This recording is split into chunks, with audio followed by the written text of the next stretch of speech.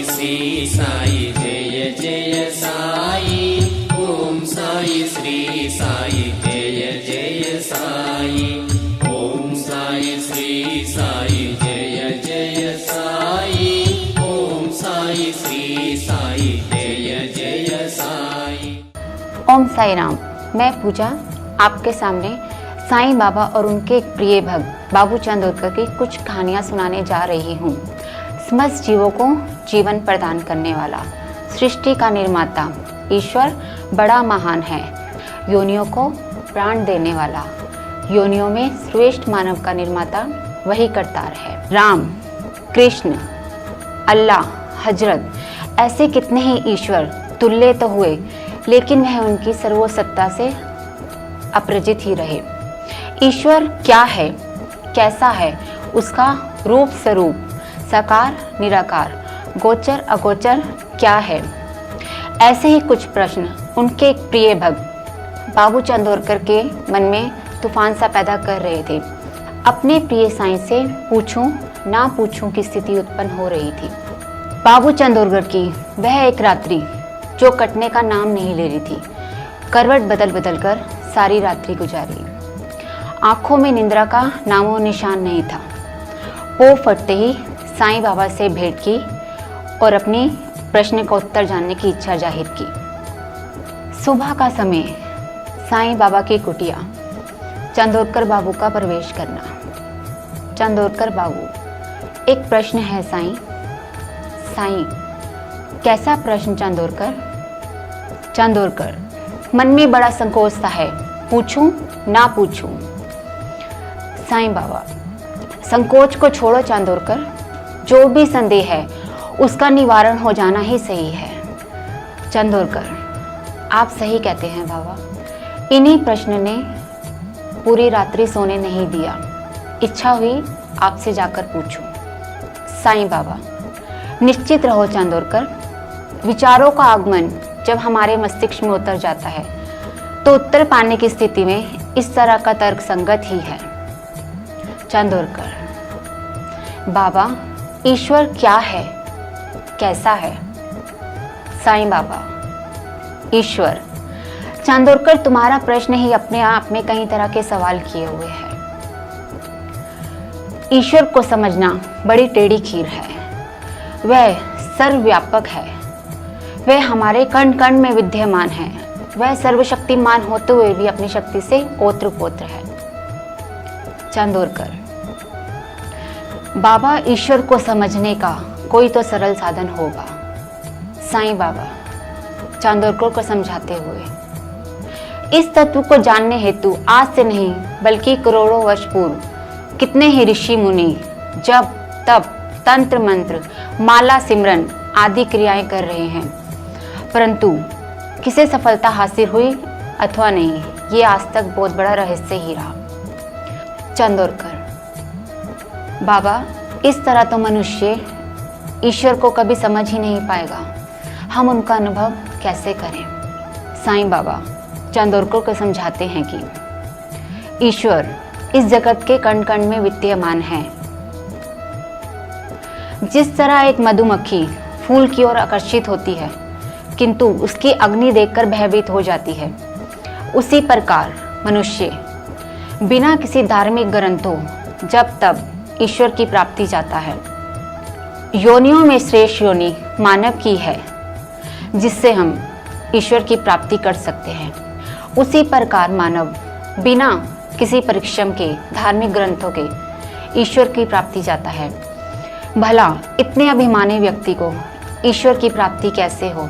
ये तो अल्लाह और ईश्वर ही मालिक है।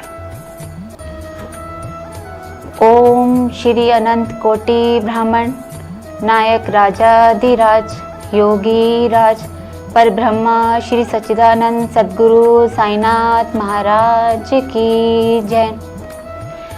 सबका मालिक एक। ओम साई राम।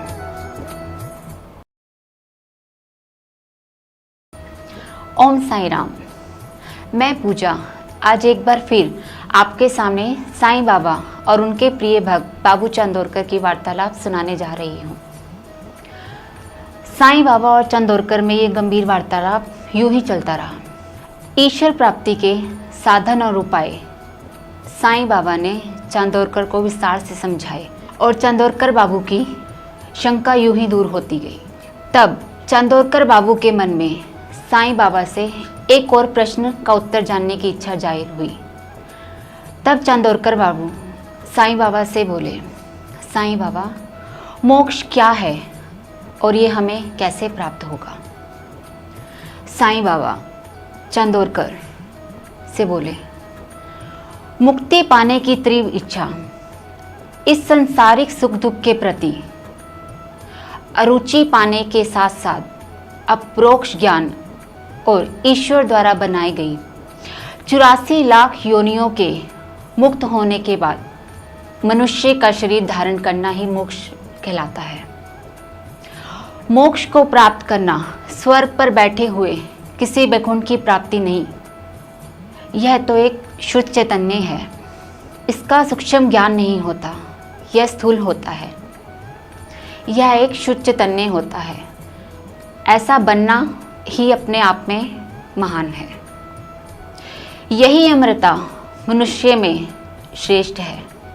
शेष अन्य इच्छा या लक्ष्य प्राप्ति मोक्ष प्राप्ति के लिए व्यर्थ ही है। तब नाना साहेब चांदोरकर साईं बाबा से कहते हैं, साईं बाबा, शुद्ध चैतन्य क्या है, कृपया करके ये भी बतलाइए।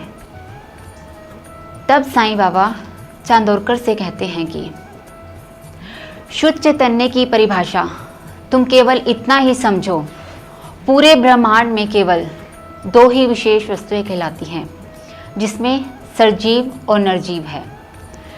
चैतन्य सजीव और निर्जीव वस्तुओं में पूर्णतः विद्यमान है।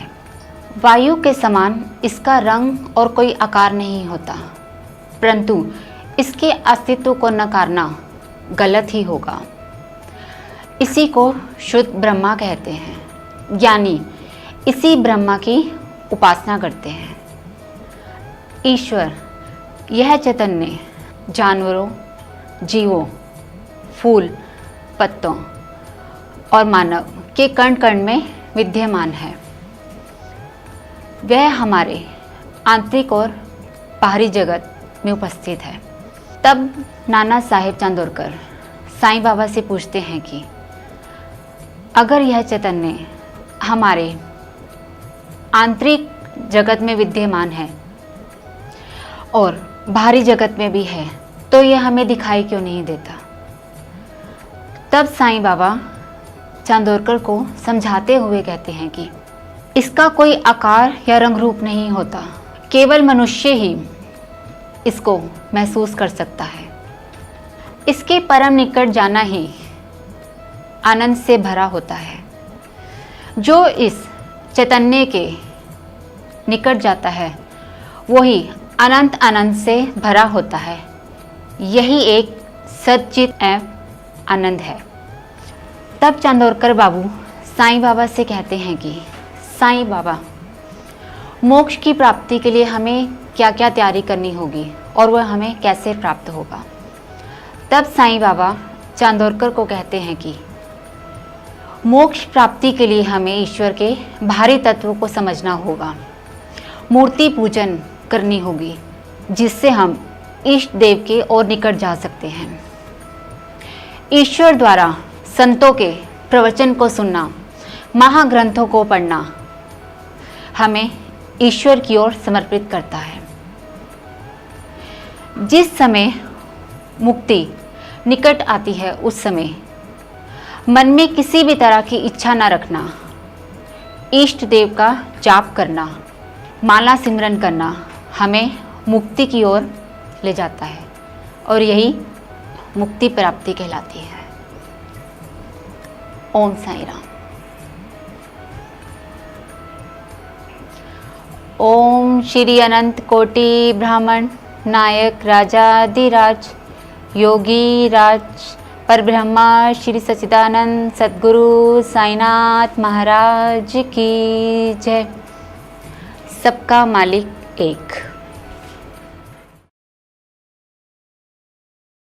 ओम साईं राम। मैं पूजा आज आपके सामने हमारे शिरडी के साईं बाबा कहाँ से आए, कैसे प्रकट हुए, उनकी जीवन शैली क्या थी, उन्होंने अपने जीवन में अपने भक्तों के लिए कितने चमत्कार किए, ये सब कथाएं साझा करने जा रही हूँ। सद्गुरु साईनाथ का जीवन जनमानस की भलाई के लिए ही समर्पित था। साईं ताउम्र भिक्षावृत्ति से अपना पेट भरते, यही उनके निर्वाह की परिपाटी था। साईं कहाँ से आए, कैसे प्रकट हुए, उनके माता पिता कौन थे, यह आज तक एक बहुत बड़ा रहस्य ही रहा। साईं पर लिखे ग्रंथों के अनुसार साईं बाबा चांद पाटिल की बारात में शिरडी में आए थे। कुछ एक का कहना था कि वे बालक रूप में प्रकट हुए। उन दिनों शिरडी में बहुत तेज तूफान था। उस बालक ने अपने दोनों हाथों को उठाकर यकायक तूफान को रोक दिया। सारे ग्राम में हल्ला मच गया कि एक रूहानी तेज निखार का बालक दोनों हाथों को उठाकर यकायक तूफान को रोककर करिश्मा दिखाया। दूर दूर ग्राम से उस बालक के दर्शन हेतु नागरिक आने लगे। उन दिनों उस बालक ने कुछ अंधों को आंखें और कुछ विकलांगों को चलने की शक्ति प्रदान की। साईं पर ऐसी कितनी ही लीलाएं कथाएं प्रस्तुत हुई। उनकी कथाएं सुनकर आप ये जान सकते हैं कि वह एक अद्भुत फकीर योगी संत स्वभाव के थे।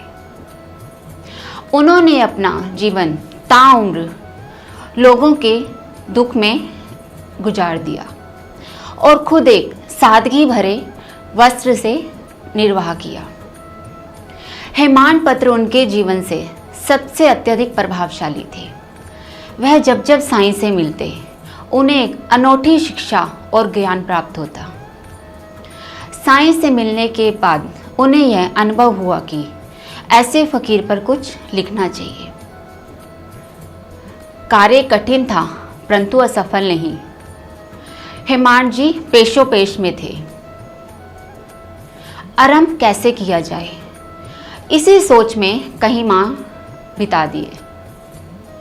हेमान पंत जी ने सोचा कि क्यों ना इसका उत्तर साईं बाबा जी से ही लिया जाए, क्योंकि उन्हें अपने मन में उठ रहे ज्वार भाटे को भी तो शांत करना था। फिर एक दिन हेमान पंत जी ने साईं बाबा के सामने अपनी लालसा प्रकट की। साईं बाबा ने उनके निवेदन को स्वीकार किया और लेखन का कार्य आरंभ करने के लिए आदेश दिया। दाभोलकर हेमान पंत लौटते वक्त उस असमंजसता में पड़ गए जब वह अपने आप को इस ग्रंथ को लिखने में असमर्थ रहे। वह इसी उलझन में थे कि हे साईनाथ, हे ईश्वर, क्या मैं इतना सुपात्र हूँ कि इतने महान संत योगी के जीवन के विषय के बारे में लिखने में कहीं मेरा हास परिहास ना हो जाए, क्योंकि मुझसे भी पहले उनके कितने ही प्रिय भक्तों ने यह कार्य करना चाहा। तब उन्हें उन्हीं के एक रघुनाथ तेंदुलकर की कुछ कहानी याद आई। कभी वह सोचते कि मैं एक असंत मनुष्य भला इतने संत योगी का विवेचन कैसे कर सकता हूँ। फिर उन्होंने सोचा कि क्यों ना अपनी प्रवृत्ति मैं संत के तरह बना लूँ, ताकि साईनाथ की विवेचना का भली भांति उल्लेख कर सकूं। दाभोलकर जी को फिर वही एक दिन याद आया जब शिरडी में मस्जिद से साईं बाबा से भेंट करते हुए उन्हें एक विचित्र अनुभूति हुई। फकीर वाले इतने सादगी भरे वस्त्रों को देखकर दाभोलकर हेमान पंत जी की अंतरात्मा में वैराग्य की अनुभूति हुई। साईं जी के चेहरे पर नूर दिखाई दे रहा था। कोई कह ही नहीं सकता था कि इतना सादगी भरा जीवन व्यतीत करने वाला भला इतना विलक्षण शक्तियों का भी धनी हो सकता है। साईं रहम नजर करना, बच्चों का पालन करना, जाना तुमने जगत पसारा, सभी झूठ जमाना, दास गढ़ूं अब क्या बोले, थक गई मेरी रसना। साईं रहम करना, बच्चों का पालन करना। ओम श्री अनंत कोटि ब्राह्मण नायक राजाधिराज योगी राज परब्रह्मा श्री सच्चिदानंद सतगुरु साईनाथ महाराज की जय। सबका मालिक एक। ओम साई राम।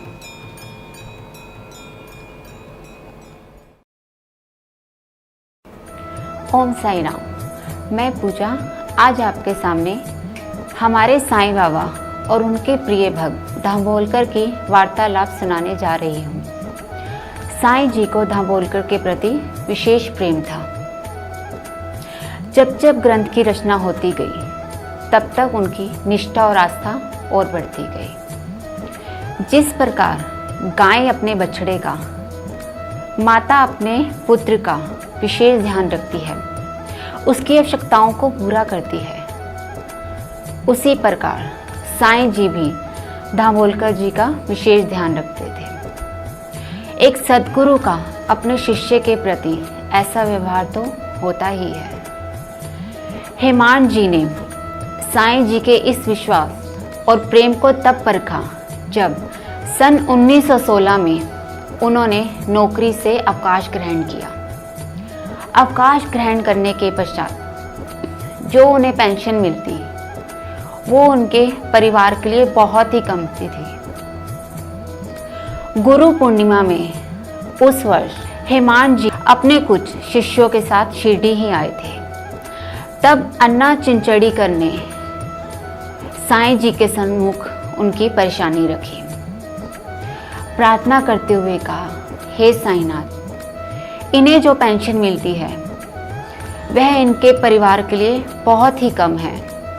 परिवार आगे बढ़ रहा है, कृपया करके इनकी नौकरी की व्यवस्था की जाए ताकि हेमान जी की चिंता दूर हो और वे एक सुखपूर्वक जीवन व्यतीत कर सके। तब साईं बाबा बोले, अन्ना, नौकरी तो इन्हें मिल ही जाएगी, इन्हें कहो पहले मेरी सेवा का आनंद ले, तब इनकी सारी इच्छाएं खुद ही पूरी हो जाएंगी। इन्हें मेरी ओर ईश्वर की भक्ति की ओर आकर्षित होना चाहिए, बुरे लोगों की संगति से दूर रहना चाहिए, नम्रता का व्यवहार करना चाहिए, उपासना करनी चाहिए। अगर ये ऐसा व्यवहार अपनाते हैं तो इन्हें आनंद की प्राप्ति होगी। दामोलकर जी ये सब बातें सुनकर उन्हें ज्ञात हुआ कि साईं जी का विशेष प्रेम और आस्था उन पर बरस रही है। उसके उपरांत अंतकाल तक उन्होंने साईं जी की सेवा की। दामोलकर जी को साईं जी का स्नेह तो मिलता ही रहता, उनकी हर इच्छाएं पूरी होती ही रहती। उन्होंने भी अपने जीवन काल में साईं जी के इतने चमत्कार देख लिए थे जिनसे उनका आत्म साक्षात्कार हुआ, उन्हें ईश्वर का अनुभव हुआ। साईं द्वारा हेमान जी को ये भी ज्ञात था कि उन्हीं की कृपा दृष्टि से वह साईं लीलाओं का वर्णन करने का सौभाग्य प्राप्त हुआ है। ओम श्री अनंत कोटि ब्राह्मण नायक राजाधिराज योगी राज परब्रह्मा श्री सच्चिदानंद सतगुरु साईनाथ महाराज की जय। सबका मालिक एक। ओम साई राम। ओम साई राम। मैं पूजा आज के अध्याय में शिरडी के साईं बाबा ने चक्की पीसकर किस तरह हैजे के प्रकोप को नष्ट किया, इस विषय के बारे में बताने जा रही हूँ। दामोलकर जी साईं बाबा के दर्शन सन 1910 में मस्जिद में ही हुए। उनकी विलक्षणता का आभास करने के बाद उन्हें एक विचित्र अद्भुत दृश्य और दिखाई दिया। हाथ मुंह धोने के पश्चात साईं बाबा फर्श पर टाट बिछाकर बैठ गए और चक्की पीसने की तैयारी करने लगे। उन्होंने चक्की में कुछ गेहूं के दाने डाले और फिर चक्की पीसना प्रारंभ कर दिया। हेमांड जी हैरत में थे कि चक्की पीसने का तात्पर्य क्या है, क्योंकि उन्हें अच्छे से ज्ञात था कि साईं बाबा तो अपना निर्वाह भिक्षावृत्ति से करते हैं। फिर यह कार्य क्यों? वहां पर उपस्थित कुछ और ग्रामवासी भी इस दृश्य को देख रहे थे, किंतु किसी में हिम्मत नहीं थी कि वह साईं बाबा से जाकर पूछ ले। अचानक ही वहां पर कुछ स्त्रियां उपस्थित हुई। पहले तो स्त्रियों ने बलपूर्वक साईं बाबा को हटाकर चक्की पीसना आरंभ कर दिया। साईं बाबा बहुत क्रोधित हुए, फिर यकायक वह शांत भी हो गए और मुस्कुराते हुए उन चक्की पीसती हुई स्त्रियों को देखने लगे। कुछ स्त्रियों ने प्रश्न किया कि बाबा, आपका तो कोई घर बार नहीं है, आपका परिवार भी नहीं है, फिर यह कार्य क्यों? कृपया करके हमें बताइए। प्रश्न तो सही था, किंतु साईं बाबा ने उसका उत्तर नहीं दिया। फिर दूसरी स्त्री बोली कि ये बाबा ने आटा हम लोगों के लिए ही पीसा होगा। तब साईं बाबा ने उन स्त्रियों की उलझन को दूर करने के लिए उनका उत्तर दिया कि स्त्रियों, इस आटे को 4 भागों में बांट दो और जहां जहां भी जाओ उस खेत की मेड़ में डाल देना। स्त्रियां स्तंभ थी। वहां पर कुछ लोग उपस्थित थे, किंतु बाबा की बात को कोई नकार नहीं सकता था। स्त्रियों ने वैसा ही किया। आटे को 4 भागों में बांट दिया और खेतों की मेड़ में जाकर डाल दिया। हेमांड जी हैरत में थे कि ये कार्य क्या हो रहा है। फिर वहां पर उपस्थित नगरवासियों से उन्होंने पूछा कि साईं द्वारा जो अभी कार्य कराया गया है उसका तात्पर्य क्या है, कृपया करके मुझे बताइए। फिर उन ग्रामवासियों ने उन्हें समझाते हुए कहा कि बाबा ने सिर्फ चक्की नहीं पीसी, उन्होंने सचमुच हैजे के प्रकोप को नष्ट किया है। साईं बाबा ने चक्की पीसकर आटा बनाकर हैजे का शमन किया है। हेमांड जी को यह कार्य कुछ विशेष नहीं लगा। वह हैरत में ही थे कि भला आटे का हैजे से क्या तात्पर्य।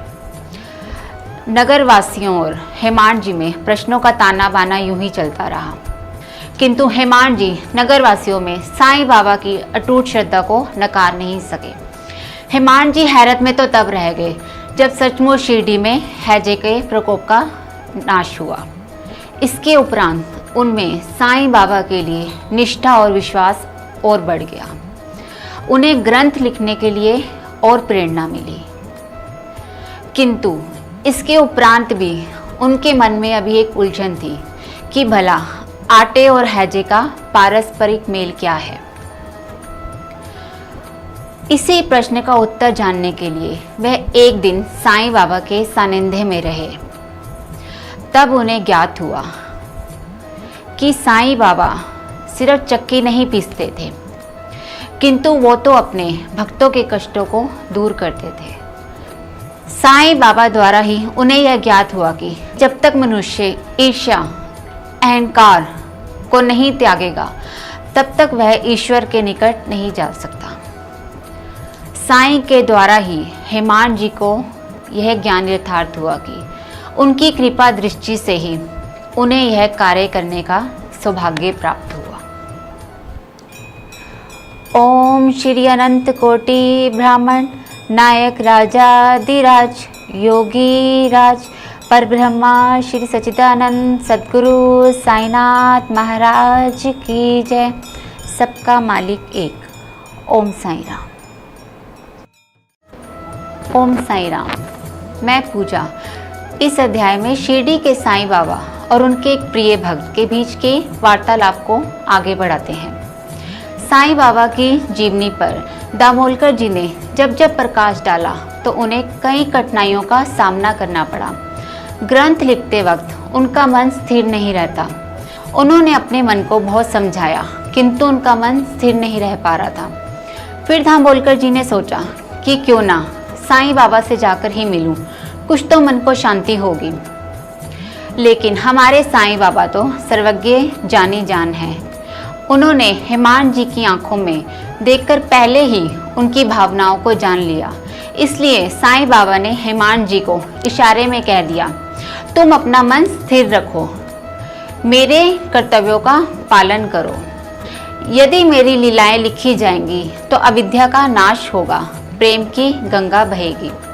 उन्हें साईं बाबा पर दृढ़ विश्वास हुआ कि अब उनका ग्रंथ जरूर सफल होगा, उनके कार्य को जरूर सफलता मिलेगी। तब साईं बाबा ने वहां पर उपस्थित श्यामा से कहा, जो जो भक्त श्रद्धा पूर्वक मेरा नमन और सिमरन करेगा, मैं उसे मोक्ष की प्राप्ति दूंगा। मेरी कथाओं को सुनने से मोक्ष की प्राप्ति होगी। फिर श्री साईं भगवान ने 4 काल की युगों के बारे में बताया, जिसमें सतयुग में शम तथा दम, त्रेता में त्याग, द्वापर में पूजन और कलयुग में भगवान कीर्तन ही मोक्ष के साधन हैं। यही 4 साधन लोगों के लिए साध्य हैं, बाकी अन्य साधन कठिन हैं। भगवान कीर्तन करने से मनुष्य की आत्मा साक्षात्कार होती है, वह परमात्मा की ओर अग्रसर होता है।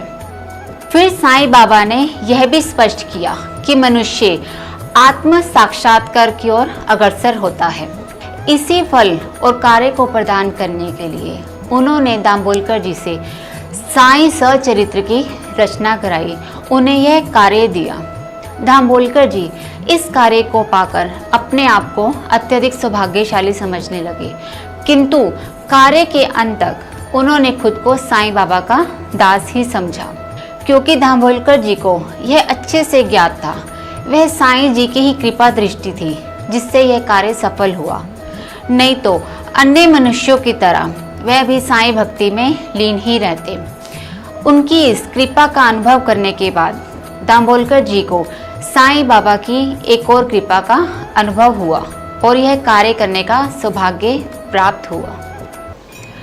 ओम श्री अनंत कोटि ब्राह्मण नायक राजाधिराज योगी राज पर ब्रह्मा श्री सच्चिदानंद सद्गुरु साईनाथ महाराज की जय। सबका मालिक एक। ओम साई राम। ओम साई राम। मैं पूजा इस अध्याय में शिरडी के साईं बाबा और उनके एक प्रिय भक्त दामोदर के बीच की वार्तालाप के विषय के बारे में बताने जा रही हूँ। विवाद का कोई हल नहीं निकला। दामोदर जी इस विवाद के पश्चात दुविधा की स्थिति में थे। बाला साहेब के शब्द उन्हें चुभ रहे थे कि मैं इतना अहंकारी कैसे हो गया, मन से अहंकार को हटाना चाहिए। यही विचार वे अपने मन के अंदर ही अंदर करने लगे। इसके उपरांत हेमांत पंत जी अन्य लोगों के साथ साईं बाबा से मिलने के लिए मस्जिद में गए। वहां पर साईं बाबा, काका साहेब, साडेवाड़ा में क्या चल रहा है? काका साहेब, कुछ नहीं साईं बाबा, बस कुछ विवाद है।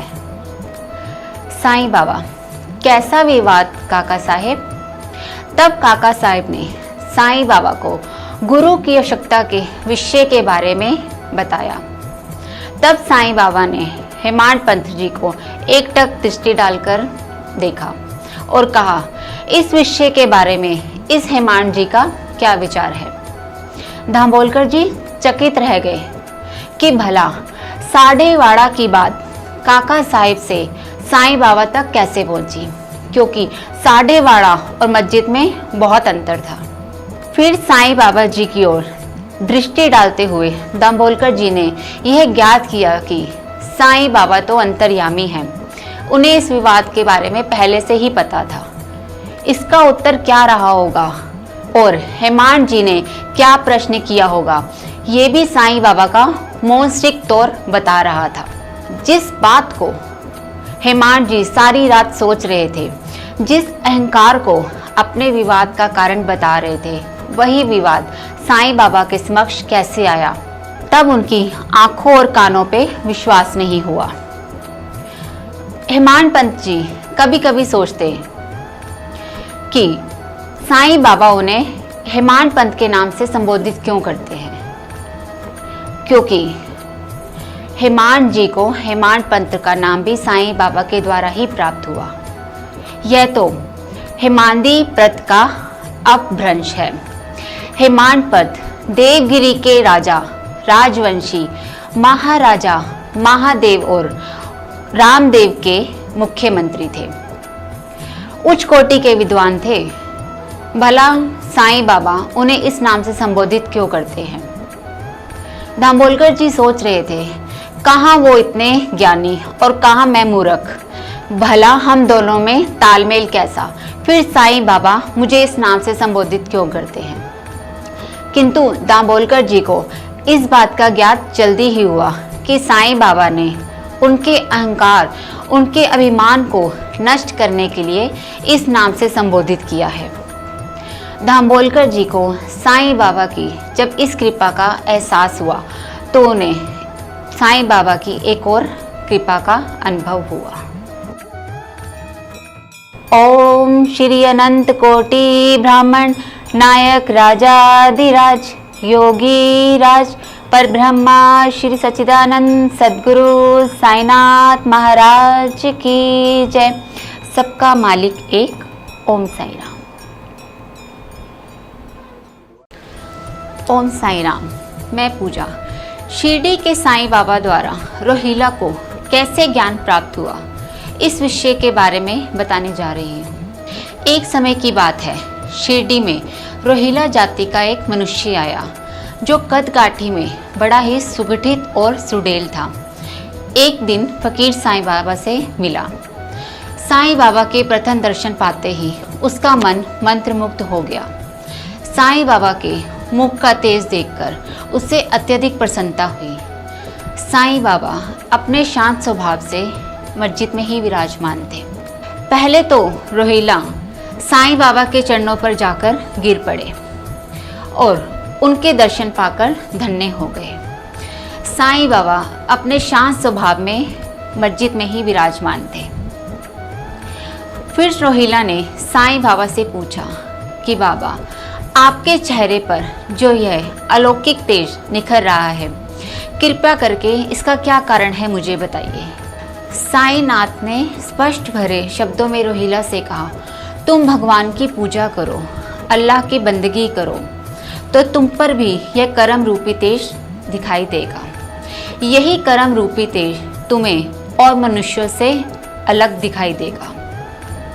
यही क्रियाएं और बंदगी तुम अपने अल्लाह की करो तो तुम पर उनके कर्मों की विलक्षण शक्तियां प्रदान होंगी।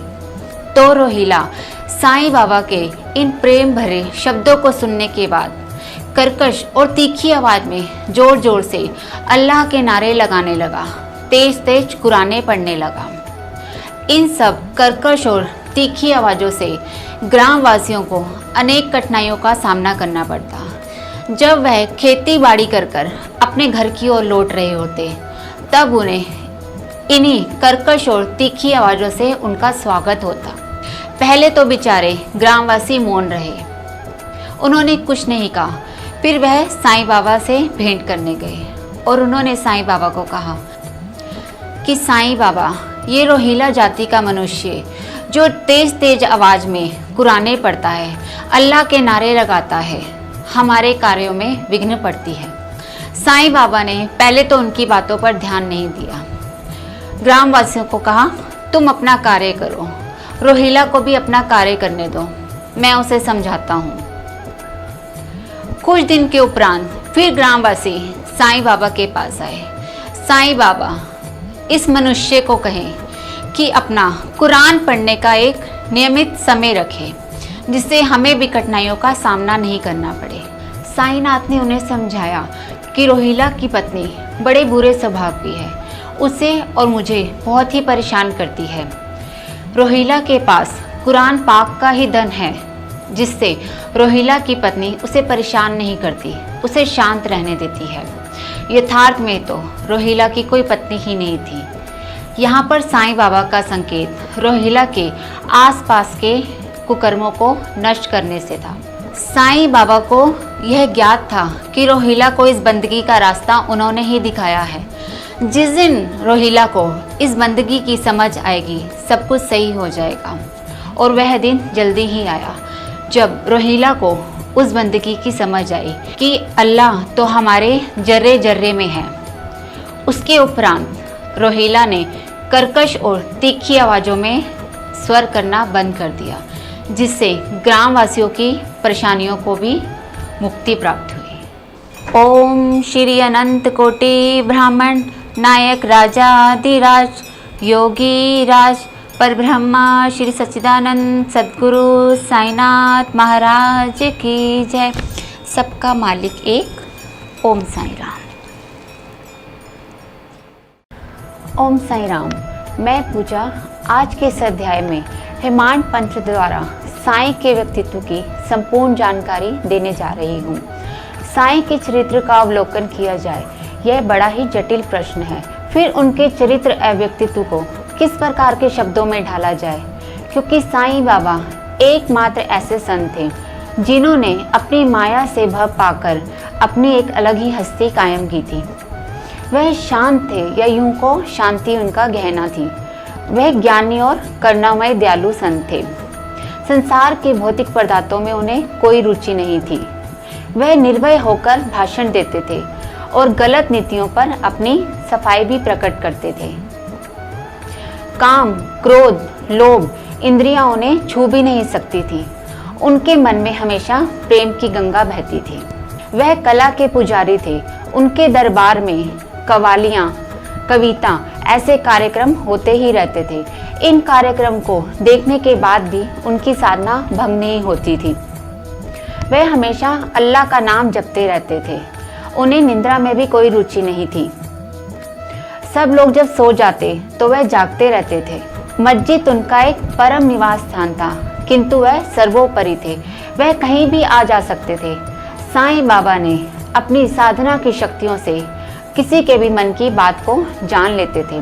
साईं के दरबार में जो भी आता वह साईं का ही होकर रह जाता, क्योंकि साईं बाबा भी अपने भक्तों पर हमेशा ही प्यार और दया दिखाते थे। साईं बाबा के दरबार में कई बार कुछ लोग अपने घर की समस्या, कुछ अपने काम की समस्या को लेकर आते थे। साईं बाबा उन्हें उचित सलाह ही देते थे। अपने भक्तों को सही ज्ञान देना, सही मार्ग पर चलाना उनका परम कर्तव्य था। वह अपनी ज्ञान और शिक्षा के लिए किसी से दक्षिणा नहीं लेते थे। उनके दरबार में ऊंच नीच, जाति पाति कोई भेदभाव नहीं होता था। इसी भेदभाव ना होने के लिए वह किसी भी रोगी के रोग को दूर करते थे। नेत्रहीन को नेत्र प्रदान की, कई कोड़ियों को काया दी। काशी, मथुरा, वृंदावन जैसे कई धार्मिक स्थान थे। उसी तरह साईं के चरित्र से शिरडी भी पावन धाम बना।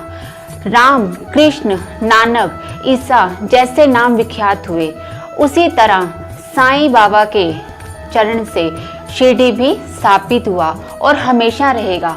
साईं बाबा का नाम सिर्फ शिरडी में नहीं बल्कि अन्य सभी धाम, नासिका, पुणे, वृंदावन, इन सभी जगह पे भी विख्यात हुआ। साईं के चरणों से शिरडी पावन धाम बना। साईं ने शिरडी का उद्धार किया। साईं के पास जो रोगी भी आता वे उन्हें एक विशेष उदी देते थे, जिसे पाकर रोगी अपने कष्टों से मुक्त हो जाया करता था। यही सब साईं बाबा के चरित्र और व्यक्तित्व को साईं सचरित्र में दर्शाया गया। ओम श्री अनंत कोटि ब्राह्मण नायक राजाधिराज योगी राज परब्रह्मा श्री सच्चिदानंद सद्गुरु साईनाथ महाराज की जय। सबका मालिक एक। ओम साई राम। ओम साई राम। मैं पूजा आज के इस अध्याय में शिरडी के साईं बाबा द्वारा हेमांड जी की गुरु की आवश्यकता की उलझन किस प्रकार दूर हुई, इस विषय के बारे में बताने जा रही हूँ। साईं बाबा द्वारा दिए गए नाम से हेमांड जी को आगे चलकर काफ़ी प्रसिद्धि हासिल हुई। जिस प्रकार हेमाद्रिपद अपने राज में हिसाब किताब की प्रणाली को जोड़ देते थे, उसी प्रकार साईं बाबा द्वारा हेमांड जी को शिरडी के हिसाब किताब और अन्य कार्यक्रम करने का सौभाग्य प्राप्त हुआ। हेमांड जी को भी वही प्रसिद्धि हासिल हुई जो हेमाद्रिपद को हुई थी। सचमुच साईं बाबा के नाम एवं उपाधि में एक रहस्य ही था, जिनका लाभ उन्हें जीवन भर मिलता ही रहा। इसके उपरांत भी उनके मन में कुछ प्रश्न थे। गुरु की आवश्यकता, उनका प्रकोष्ठ, गुरु कैसा हो, इसी प्रकार के प्रश्न उन्हें चिंतित कर रहे थे। फिर एक दिन आया जब साईं बाबा ने उनके प्रश्न का उत्तर दिया, उनकी उलझनों को दूर किया। ये सब वार्तालाप दाभोलकर जी के सामने साईं बाबा और काका के बीच में हुई। साईं बाबा ने गुरु की आवश्यकता के विषय के बारे में बताया। साईं बाबा ने कहा, काका, सच्चा गुरु वही होता है जो अपने शिष्य को सही ज्ञान देता है, उसे निस्वार्थ ज्ञान देता है, वह सर्वथा ज्ञान कहलाता है। अपने शिष्य को किस प्रकार मुश्किलों की राह से सुलझाना है, वह केवल एक सच्चा गुरु ही बता सकता है। आज के इस समाज में ज्ञान की दिशा ऐसी है कि उन्हें खुद तो ज्ञान होता नहीं, लेकिन वह गुरु बन बैठे हैं। वह अपने शिष्य को संसार के भोगों में डाल देते हैं, उन्हें संसार का वास्तविक रूप नहीं दिखाते। सच्चा गुरु बनना बड़ा ही जटिल कार्य होता है। सच्चा गुरु वही बन सकता है जिसने खुद ईश्वर का अनुभव किया हो। जिसने खुद ईश्वर का अनुभव नहीं किया होगा, भला वह अपने शिष्य को ईश्वर का अनुभव कैसे करा सकता है? वह नाद ब्रह्मा अखिल लोक की माया को कैसे समझा सकता है? एक गुरु ही अपने शिष्य को अनुभव करा सकता है जिसने खुद अखिल भोग भोगा हो। साईं के द्वारा दिए गए इस वार्तालाप से दाभोलकर जी के मन में कुछ दुविधा दूर हुई, मानो उनके मन में गंगा बह रही हो। उनके प्रश्नों की रहस्यमयी गुत्थियां अब सुलझ रही थी। उन्हें अपने प्रश्नों का उत्तर समझ आ रहा था। उन्हें यह समझ आ गया था कि गुरु की आवश्यकता के विषय के बारे में उनकी सोच कितनी गलत थी, और यह सब संभव साईं से वार्तालाप करने के बाद ही हुआ। दाभोलकर जी ने कहा, हे सद्गुरु साईनाथ, आप सच में गुरु हैं, जिन्होंने मेरे मन से अहंकार के बादल हटाकर मेरे मन को उजाला दिया है। इन्हें मैं किस शब्द में बोलूं, ये मैं जाहिर भी नहीं कर सकता।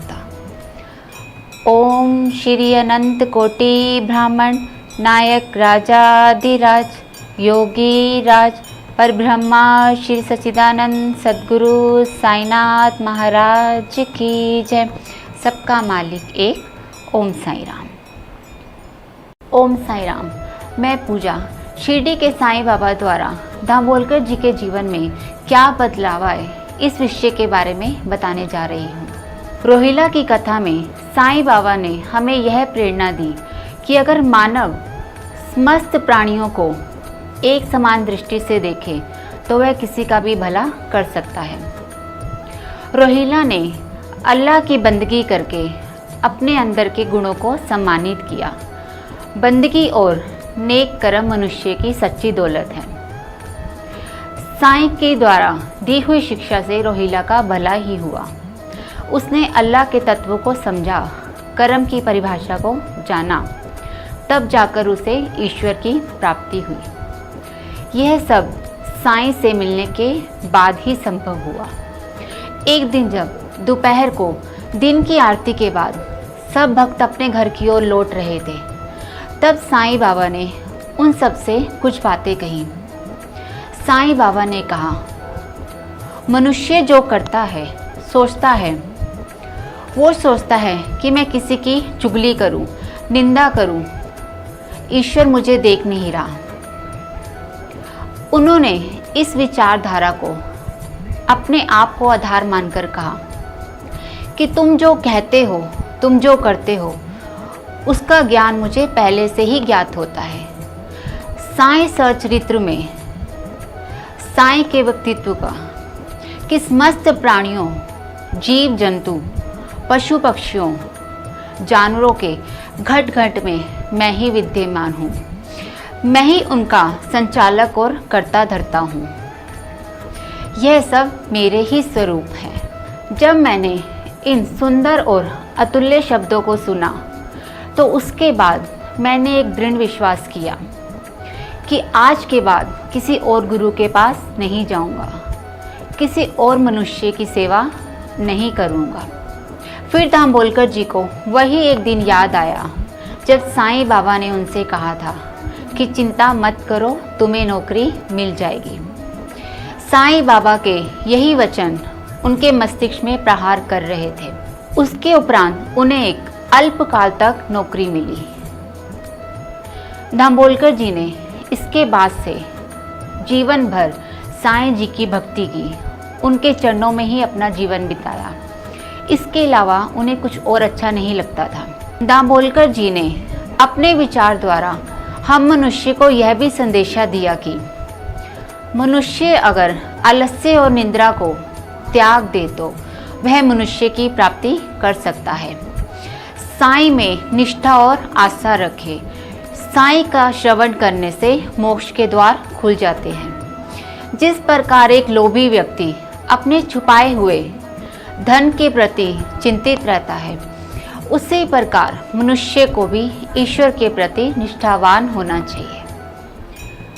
ओम श्री अनंत कोटि ब्राह्मण नायक राजाधिराज योगी राज परब्रह्मा श्री सच्चिदानंद सद्गुरु साईनाथ महाराज की जय। सबका मालिक एक। ओम साई राम। ओम साई राम। मैं पूजा आज की इस अध्याय में हेमांड पंथ द्वारा शिरडी के साईं बाबा के व्यक्तित्व की कथा साझा करने जा रही हूँ। हेमांड पंथ द्वारा साईं चरित्र के माध्यम से बताया गया है कि साईं अवतार लेकर ही पैदा हुए। पैगंबरों की तरह उन्होंने अपना पूरा जीवन जगत की भलाई के लिए लगा दिया।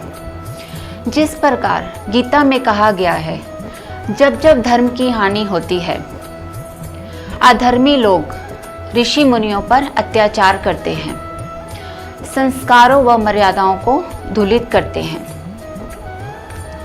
विष जैसे मदिरा का सेवन करते हैं, पृथ्वी पर गुरुओं का अनादर करते हैं।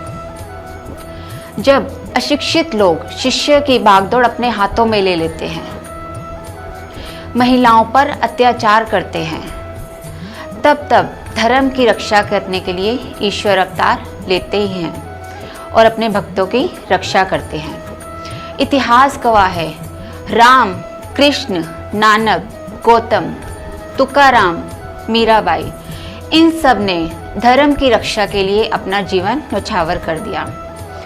यही धर्म आज तक उनका गौरव बनाए हुए है। इसी प्रकार साईं बाबा के विषय में भी कहा जाता है कि उनका जन्म भी रूढ़िवादियों को खत्म करने के लिए ही हुआ। साईं की कहानियों द्वारा यह ज्ञात होता है कि साईं बाबा भी अवतरित भगवानों में से एक हैं। अहमदनगर की गोदावरी नदी के तट बड़े ही भाग्यशाली हैं, जहाँ पर अनेक संतों ने जन्म लिया और वहाँ पर आश्चर्य पाया। इनमें से ज्ञानेश्वर जी प्रमुख हैं। अहमदनगर कोपलगांव तालुका में ही आता है।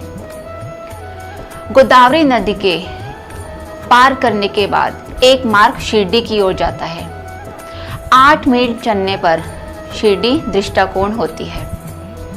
जिस प्रकार कृष्ण नदी के तट, तीर्थ स्थान, गंगाधीर, नरसिनी सभी पवित्र धाम हैं, उसी तरह शिरडी भी प्रसिद्ध धाम साबित हुआ। जिस प्रकार राम जी ने अयोध्या में, कृष्ण जी ने द्वारका में जन्म लेकर उनकी धरती को पावन किया, उसी प्रकार साईं ने शिरडी को पावन किया, वहाँ के नगर निवासियों को धन्य किया। ओम श्री अनंत कोटि ब्राह्मण नायक राजाधिराज योगी राज परब्रह्मा श्री सच्चिदानंद सद्गुरु साईनाथ महाराज की जय। सबका मालिक एक। ओम साई राम।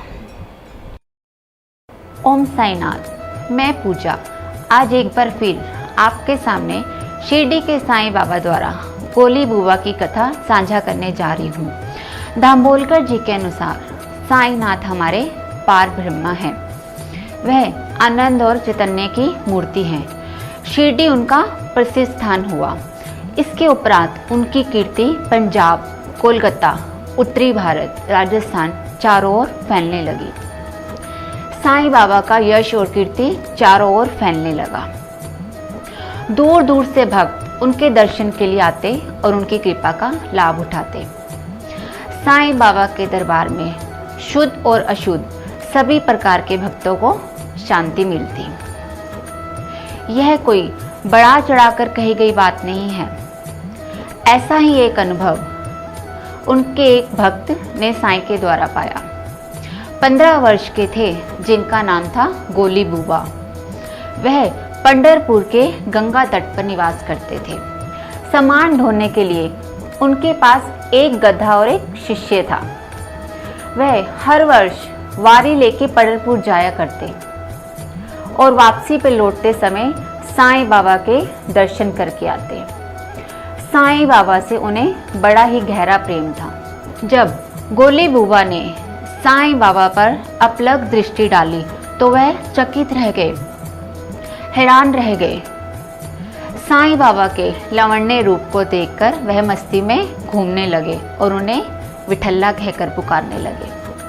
वह भाव विभोर उठे और कहने लगे, ये साईं बाबा नहीं हैं, ये हमारे पंढरपुर के विठल के अवतार हैं।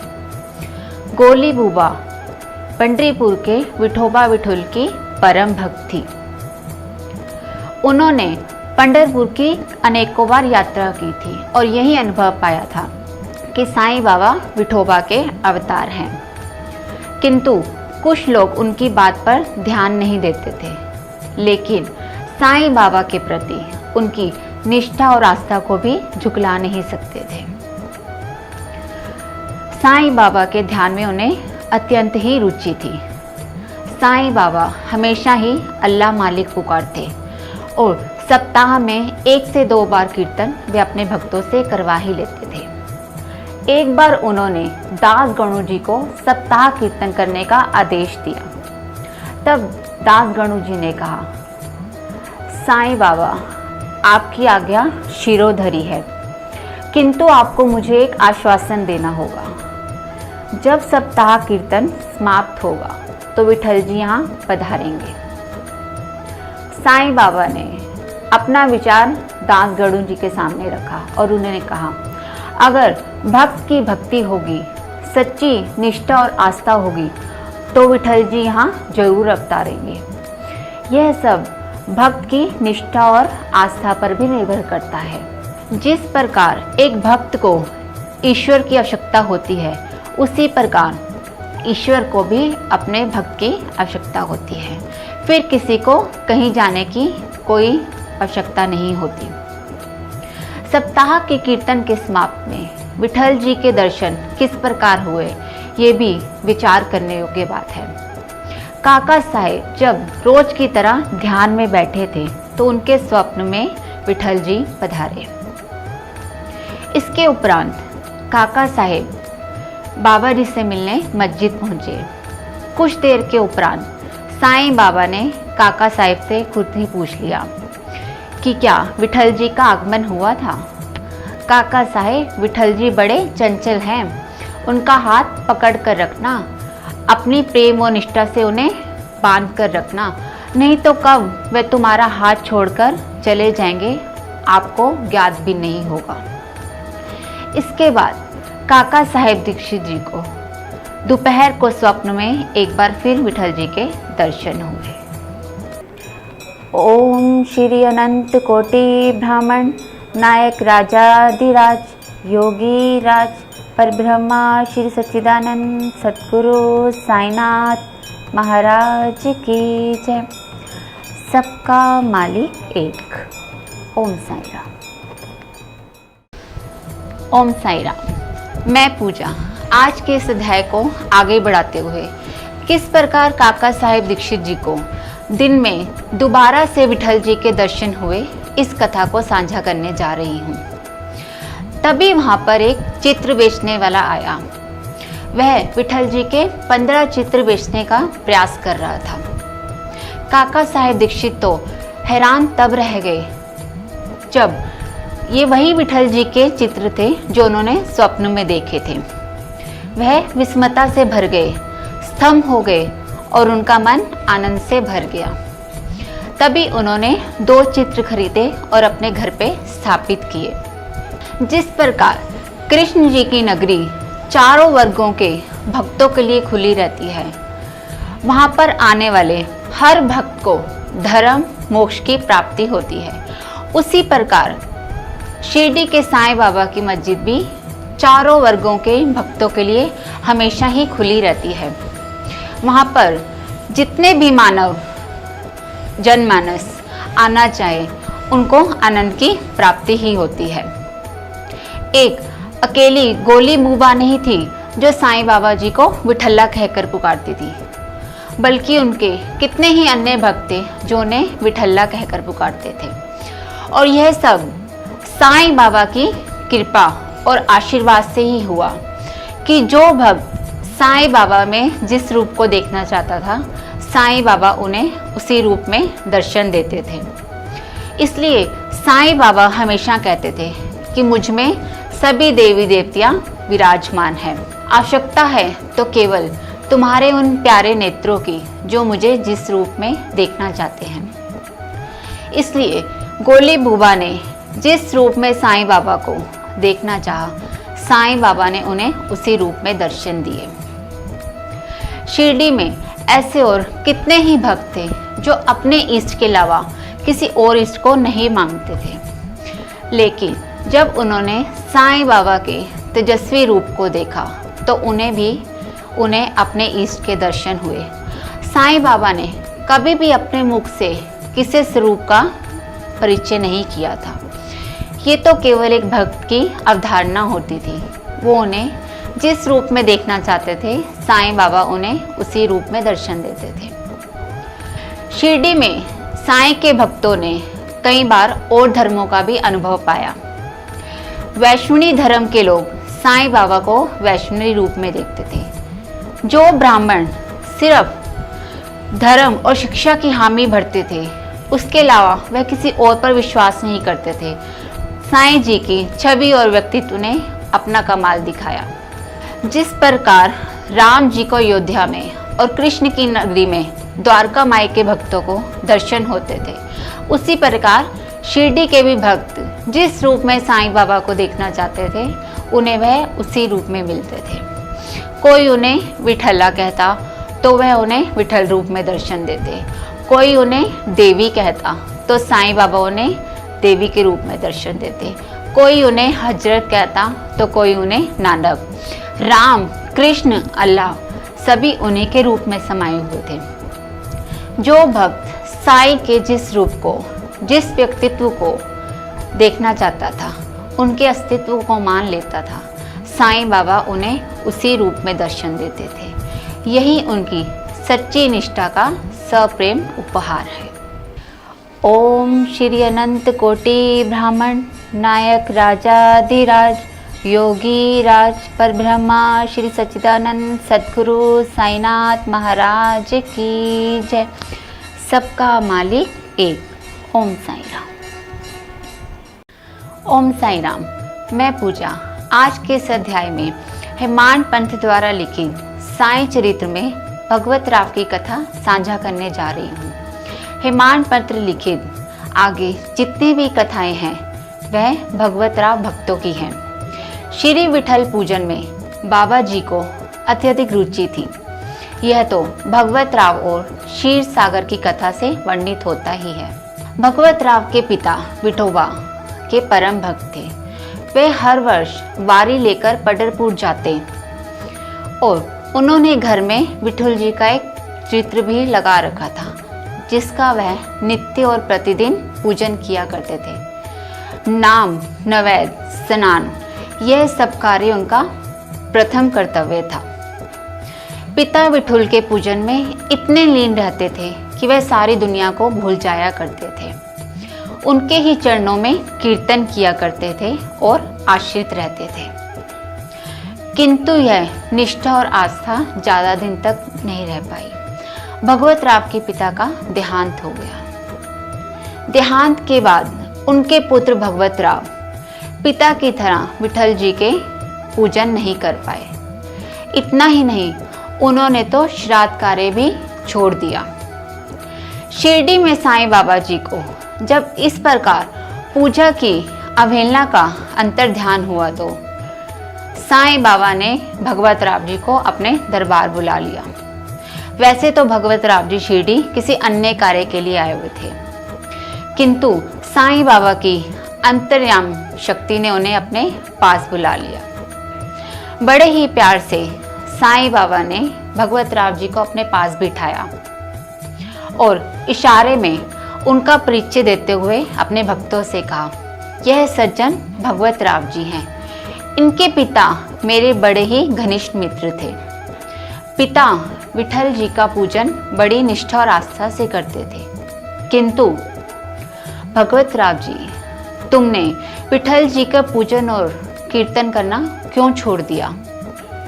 श्राद्ध अन्य कार्य भी करने क्यों छोड़ दिए? साईं बाबा की ये सब बातें सुनकर भगवत राव जी हैरान रह गए कि पिता के देहांत के बाद मैंने विठल जी का पूजन और श्राद्ध अन्य कार्य छोड़ दिए। इसका ज्ञात साईं बाबा जी को कैसे हुआ? वह एक टक दृष्टि साईं बाबा पर डालते रहे और उन्हें यह ज्ञात हुआ कि साईं बाबा तो ब्रह्म ज्ञानी और अंतर्यामी हैं। उन्होंने यह सब पहले ही जान लिया था। फिर साईं बाबा ने भगवत राव जी से कहा, मैं तो तुम्हारी वारी और नवैद का इंतजार कर रहा था, किंतु तुमने मुझे और विठल जी को भूखा ही रख दिया, इसलिए मैंने तुम्हें यहाँ बुलाया है, या यूं कहो विठल जी की आज्ञा से तुम्हें यहाँ बुलाया गया है। अब मैं तुम्हें फिर से विठल जी के पूजन में लगा दूंगा। यह सब सुनकर भगवत राव जी साईं जी के चरणों में गिर पड़े और गिड़गिड़ाने लगे। उन्होंने साईं बाबा से क्षमा मांगी कि हे साईं बाबा, मुझे क्षमा कर दीजिए। अब मैं भी पिताजी की तरह विठल जी के पूजन और अन्य श्राद्ध कार्य करूंगा। इसके उपरांत भगवत राव जी पिता की तरह ही विठल जी के सभी कार्य करने लगे और यह सब साईं बाबा की कृपा से हुआ कि भगवत राव जी विठल जी की पूजा और अर्चना में लीन हो गए। साईं बाबा द्वारा एक भूले भटके भक्त को फिर से विठल जी के पूजन में लगा दिया। ओम श्री अनंत कोटि ब्राह्मण नायक राजाधिराज योगी राज परब्रह्मा श्री सच्चिदानंद सद्गुरु साईनाथ महाराज की जय। सबका मालिक एक। ओम साई राम। ओम साई राम। मैं पूजा आज के इस अध्याय में दास गणु जी की प्रयाग तट की इच्छा किस तरह साईं बाबा के सामने व्यक्त की, इस कथा को साझा करने जा रही हूँ। गंगा और यमुना नदी का संगम प्रयाग तट पर ही होता है। हिंदू धर्म में प्रयाग तट पर स्नान करने से पापों और कष्टों की मुक्ति होती है। हर वर्ष इस कुंभ में लाखों लोग प्रयाग तट पर स्नान करने के लिए आते और अपने पापों और कष्टों से मुक्ति पाते। एक वर्ष दास गणु जी ने सोचा कि क्यों ना इस वर्ष मैं भी प्रयाग तट पर गंगा नदी में स्नान करने जाऊं और अपने पापों और कष्टों से मुक्ति पाऊं। स्नान करने से मेरे पापों का उद्धार होगा। लेकिन दास गणु जी के मन में कुछ उलझन सी थी। वह सोचते कभी कि मैं जाऊं या नहीं जाऊं, साईं बाबा से पूछ लेता हूं। फिर उन्होंने अपने मन में दृढ़ निश्चय किया और समझाया कि साईं बाबा के सामने अपनी इच्छा व्यक्त करता हूं। फिर उसके बाद साईं बाबा जो भी आज्ञा देंगे उसका पालन करूंगा। दास गणु जी साईं बाबा के प्रिय भक्तों में से एक थे। दास गणु जी और साईं बाबा के बीच निष्ठा और प्रेम किस प्रकार बढ़ा, यह हेमांड पंत जी ने आगे भी कथा में लिखा है। इसके बाद दास गणु जी साईं बाबा से मिलने मस्जिद पहुंचे। कुछ देर प्रतीक्षा करने के बाद साईं बाबा जी ने दास गणु जी से खुद ही पूछ लिया कि आपके मन में कोई विचार है, कोई दुविधा है तो उसको प्रकट करो।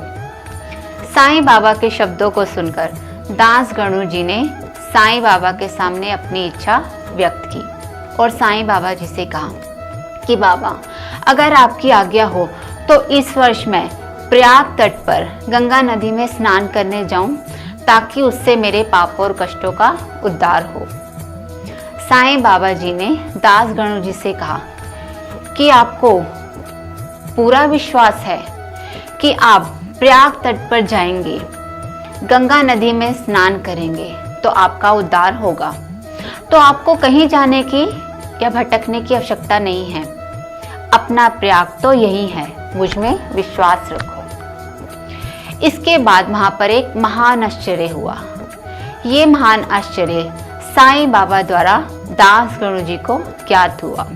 जैसे ही दास गणु जी साईं बाबा के चरणों में झुके तो उन्हें साईं बाबा के चरणों में निर्मल गंगा बहती हुई दिखाई दी। दास गणु जी चकित रह गए। वे स्तंभ से थे और एकटक साईं बाबा की ओर देखते ही रहे। अचानक ही उनकी आंखों से अश्रुधारा बहने लगी। उनके मन में ऊर्जा प्रवाहित हुई और वह साईं नाम की ध्वनि का जाप करने लगे। इसके उपरांत दास गणु जी साईं जी के चरणों में गिर गए और वह जोर जोर से जयकारा लगाने लगे। जब यह चमत्कार और सब भक्तों को ज्ञात हुआ तो वह भी साईं बाबा के नाम का जयकारा लगाने लगे। साईं बाबा के दरबार में अपने आप ही घंटियां बजने लगी। वहां पर भक्तों ने कीर्तन करना शुरू कर दिया। साईं बाबा द्वारा दास गणु जी को साईं जी के चरणों में निर्मल गंगा के दर्शन हुए। उनका जीवन धन्य हुआ और वह साईं बाबा को धन्यवाद देने लगे। ओम श्री अनंत कोटि ब्राह्मण नायक राजाधिराज योगी राज परब्रह्मा श्री सच्चिदानंद सद्गुरु साईनाथ महाराज की जय। सबका मालिक एक। ओम साई राम। ओम साई राम। मैं पूजा आज के इस अध्याय में गुरु की आवश्यकता को लेकर बाला साहेब और चांदोरकर के बीच की वार्तालाप सुनाने जा रही हूँ। साईं बाबा की चमत्कार भरी लीलाओं का वर्णन अपने मुखारबिंद से करना बड़ा ही जटिल कार्य है। दामोलकर जी ने अपने जीवन में साईं बाबा के जितने चमत्कार देखे, उसके बाद उनकी निष्ठा और आस्था बढ़ना स्वाभाविक ही था। साईं की लीलाओं का ग्रंथ में वर्णन करने की लालसा वो तो पहले ही साईं के सामने प्रकट कर चुके थे, लेकिन वह उनकी जीवनी लिखना चाहते थे। यह कहना इतना सरल नहीं था। इसलिए उन्होंने साईं के करीबी श्यामा के पास जाकर यह निवेदन किया कि साईं को इस बारे में अवगत कराएं। उन्होंने ऐसा ही किया। साईं के सामने निवेदन किया कि महाशय दामोलकर जी आपकी जीवनी लिखना चाहते हैं। दोनों साईं बाबा के उत्तर की प्रतीक्षा करने लगे। साईं की आज्ञा लिखने के बाद ही साईं की लीलाओं का वर्णन हो सका। साईं बाबा ने यह भी कहा कि मैं अपने भक्तों पर हमेशा कृपा करूंगा। अपनी लीलाएं लिखने में तुम्हें पूरा सहयोग दूंगा। इसके उपरांत हेमाड जी ग्रंथ लिखने में व्यस्त हो गए और वह अपनी सुध बुध भूल गए। तब उन्हें सन 1910 याद हो गया, जब नाना साहेब और चांदोरकर जी उनके घनिष्ठ मित्र हुआ करते थे। दोनों के समझाने पर दामोलकर जी शिरडी जाने के लिए तैयार हो गए। शिरडी जाना तय ही था, परंतु एक घटना ऐसी घटी कि शिरडी जाना स्थगित हो गया। लोनावाला मुंबई में उनके एक परिचित की तबीयत खराब हो गई। उसे तेज ज्वर था जो उतरने का नाम ही नहीं ले रहा था। कई डॉक्टरों को दिखाया। फिर उनके सभी संबंधी और परिवार वालों ने सोचा क्यों न रोगी के सराहने उसके गुरु को बिठाया जाए, शायद कुछ स्थिति सुधर जाए। फिर ऐसा ही किया। रोगी के सराहने उसके गुरु को बिठाया, लेकिन स्थिति थी कि सुधरने का नाम ही नहीं ले रही थी। ज्वर था जो उतर ही नहीं रहा था। फिर दामोलकर जी के मन में यह विचार आया कि ऐसे गुरु की आवश्यकता ही क्यों जो अपने शिष्य की रक्षा नहीं कर सकता, उसके कष्टों को दूर नहीं कर सकता। दामोलकर जी के मन में यह भी विचार आया कि शिरडी की यात्रा ही क्यों करना, इसलिए उन्होंने शिरडी की यात्रा स्थगित कर दी। जब यह बात बाला साहेब और चांदोरकर जी को पता चली तो दोनों के समझाने पर दामोलकर जी फिर एक बार शिरडी जाने के लिए तैयार हो गए। मस्जिद के बाहर साईं बाबा को देखते ही उनका मन मंत्रमुग्ध हो गया। उनके चेहरे का तेज उन्हें और संतों से अलग ही दिखाई दिया। इसके उपरांत उनकी निष्ठा और बढ़ गई। हेमान जी ने अपनी नकारात्मक सोच को अलग रखा। ग्रंथ लिखते लिखते उन्हें यह ज्ञात हुआ कि ऐसी क्या भावना थी जो साईं के लिए उनके मन में आई थी। हेमान जी के शब्दों को जो यह अतुल्य रूप से देख लेता है वह साईं का होकर रह जाता है, या यूं कहिए साईंमय हो जाता है।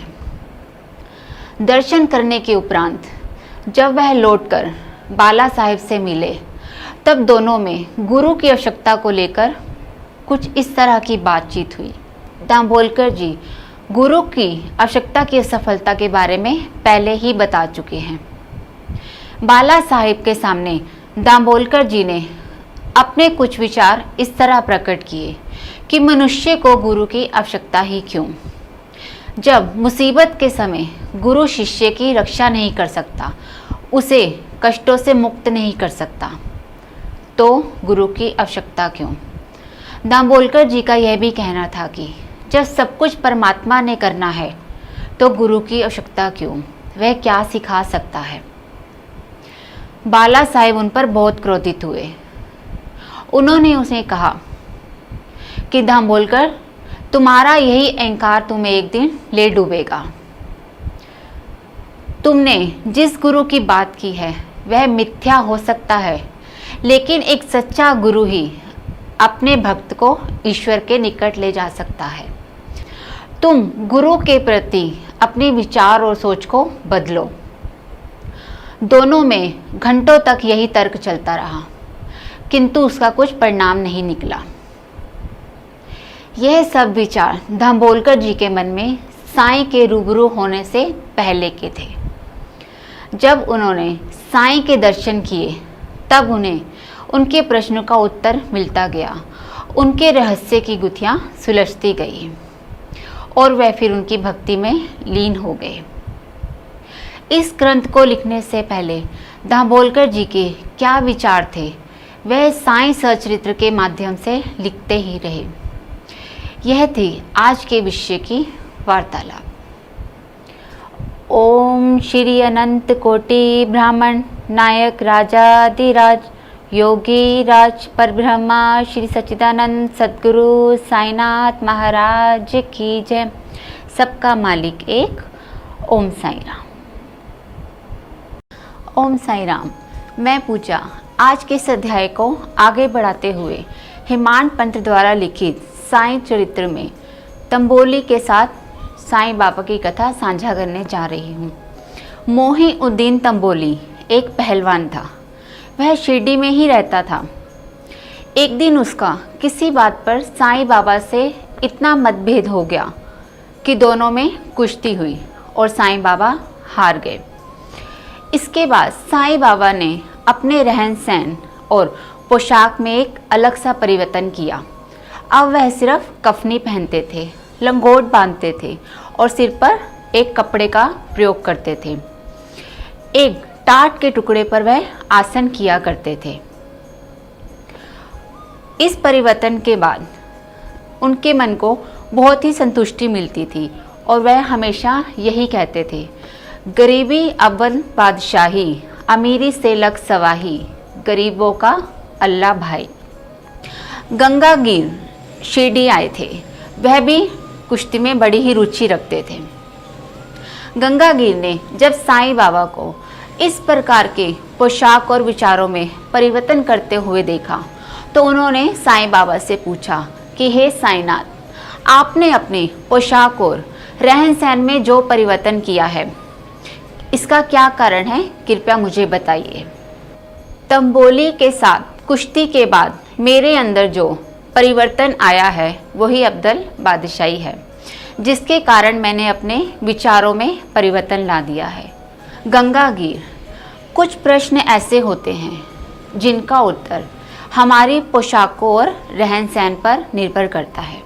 कुश्ती के बाद मेरे अंदर जो संतुष्टि और जो त्याग की भावना आई है, कुछ लोग समझते हैं कि मेरे अंदर निराशा के कारण मैंने अपनी पोशाकों और विचारों में परिवर्तन किया है।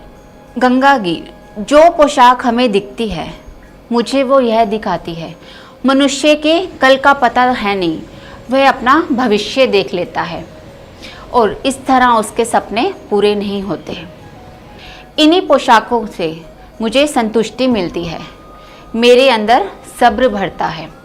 फिर इसके बाद मुझे कुछ और लालच नहीं रहता, मैं एक टाट के टुकड़े पर भी अपना जीवन बिता सकता हूँ।